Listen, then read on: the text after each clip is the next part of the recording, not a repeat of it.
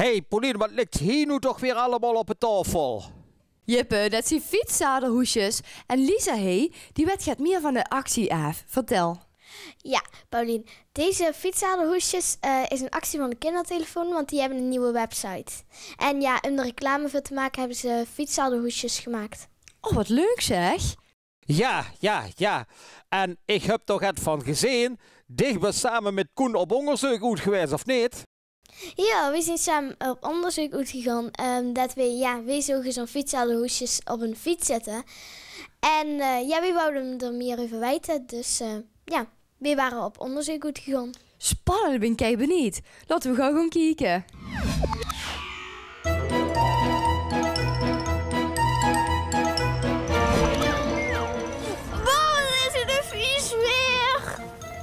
Wat hebben die hier nou? Die hebben hoesjes op het zadel. Dan krijg je die gaan naar de kont. Nee, maar wat staat er nou eigenlijk op? www.kindertelefoon.nl. Wat is dat? Ik heb geen idee. Zullen we het gaan onderzoeken? Ja, natuurlijk. Kom.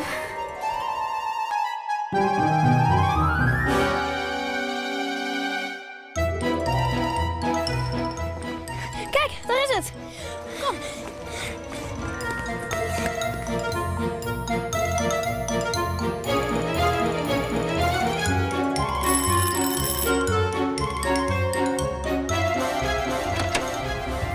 Hallo, we hebben weer een aan. Ik ben Lisa. En ik ben Koen. Kom erin. Ja? En wat kan ik voor u doen? Kunt je ons wat meer vertellen over die fietszadelhoesjes van de kindertelefoon? Dat kan ik, ja. Die zien van de nieuwe website van de kindertelefoon. En daar moet je meer over weten, over de kindertelefoon. Daar wouden we eigenlijk wat meer over Geen weten. mazzel, want daar ziet je nou. En ik denk dat er boven wel iemand zit die op een vraag antwoord kan geven. Ja? Gaat je mij naar boven? Ja.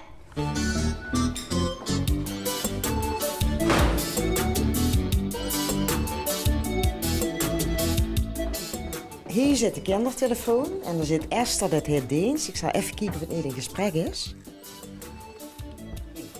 Kom maar naar binnen, kunt je Esther alles vragen, ja? Hallo, ik ben Lisa. En ik ben Koen. Ik ben Esther en wat wilt jij precies weten? We willen weten wat de kindertelefoon is en wat die fietszadelhoesjes zien. Nou, de kindertelefoon, dat is eigenlijk een telefoon en een chatdienst voor kinderen van 8 tot en met 18 jaar. Dus alle kinderen tussen de leeftijd die kunnen er naartoe bellen of die kunnen chatten. En de fietszadelhoesjes, dat is eigenlijk een speciale actie. Die zijn op de fietsen gedaan omdat we nu een nieuwe website hebben. Die zich ook vooral richt op kinderen van 13 tot en met 18 jaar. Wat voor soort vragen komen er allemaal binnen in de kindertelefoon?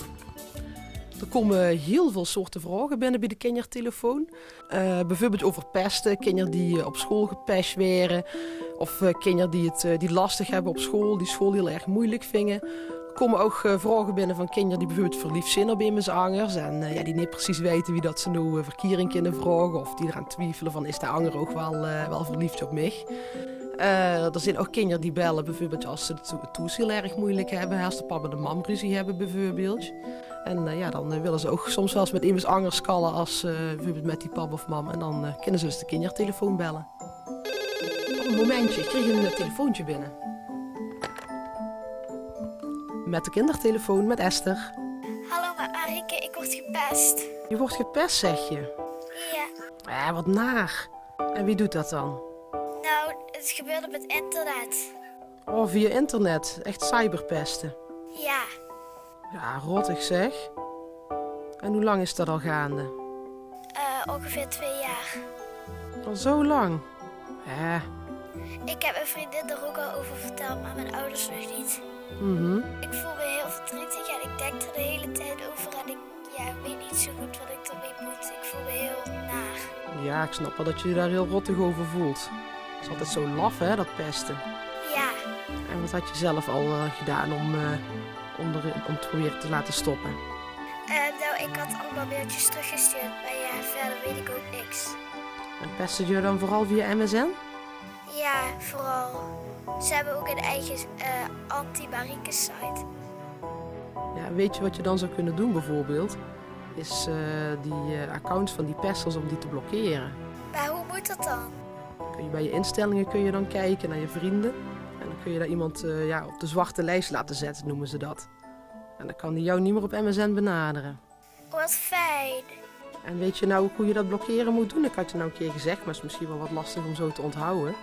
En als ik het niet weet, dan vraag ik het wel aan mijn vader. Die weet heel veel van computers. Want die weet heel veel van computers. Nou, super. Had je verder nog vragen? Nee, eigenlijk niet. Dat was het. Nou, dan wens ik je heel veel succes erbij. Dankjewel. Dag hè. Doei. En komen er ook wel eens flauwe berichten binnen of bellen kinderen ook wel eens voor die grap? Ja, dat doen ze ook regelmatig. Ja. Het is toch meer dan de helft van de telefoontjes die we binnenkrijgen. Dat zijn eigenlijk telefoontjes wat grapjes zijn. En soms zijn het hele leuke grapjes, maar ja, soms zijn het ook wel hele flauwe grappen.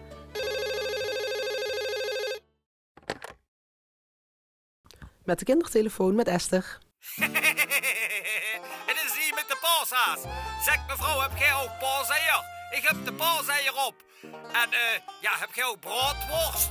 En sproeten, weet je wel, van die dikke, groen, lekkere sproeten. Ik ben gek op sproeten.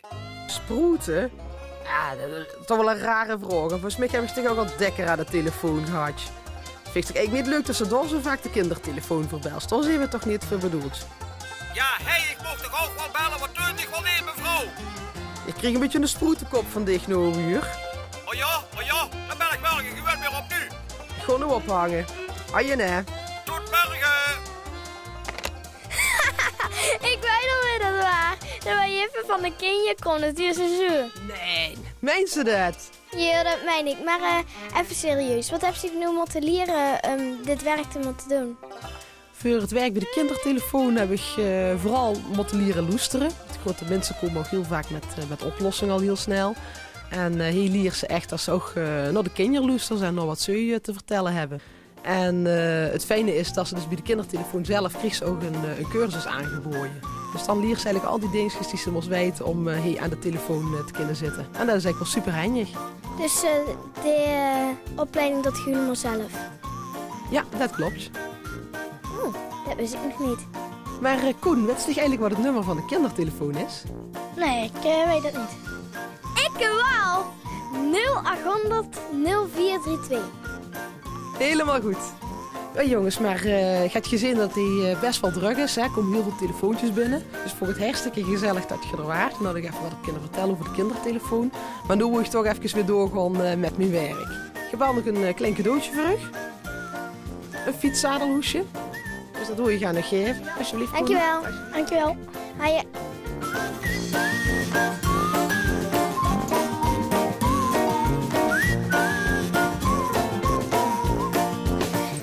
Nou, ik vond het heel interessant om mee te zien. En bedankt voor de informatie van de kindertelefoon. Ja, dan jongens. En hallo hè?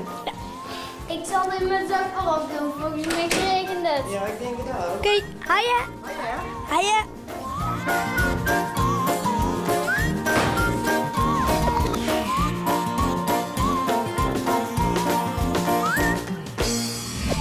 Potverdorie, Jippe, nou weet ik het hartstikke zeker. Dik is gebeld naar de kindertelefoon, dat meug helemaal niet. De moesten niet bezet hadden, want er zijn ook nog andere kinderen die naar de kindertelefoon willen bellen. Ja, Jippe, dat kan ze echt niet menen. Ja, ik zei niet zo druk bellen, Paulien. Dan zit ze weer met die vriendinnen te bellen. Of dan zit ze met die vriendje te bellen. Wat doet je wel niet? Nou, Jippe, dan moest mij ook aan die bellen, hè? Ja, dat is goed. Je hebt tegen alles ooit naar de kindertelefoon gebeld, Lisa? Nee, nog nooit, want dat heb ik eigenlijk, dat is nog nooit nodig geweest. Oh, nou ja. Helaas, pindakaas, zijn we alweer aan het einde van de uitzending gekomen. Trouwens, 10 vriendin die heeft me pas gebeld, Paulien. Oh, gezellig toch? Ja, die vroeg of dat ze een keer met mocht. Ja, super. Ik heb er nu al zin in. Ja, de volgende week gaan we naar Kiestechniek in Venlo. Dus, laat ze maar metgaan. Ja, super. Hey, Lisa, dit goed aftellen. En we tellen af met de kindertelefoon is voor dich. Oké, Paulien. 1, 2, 3. De kindertelefoon is voor dich. En voor mij.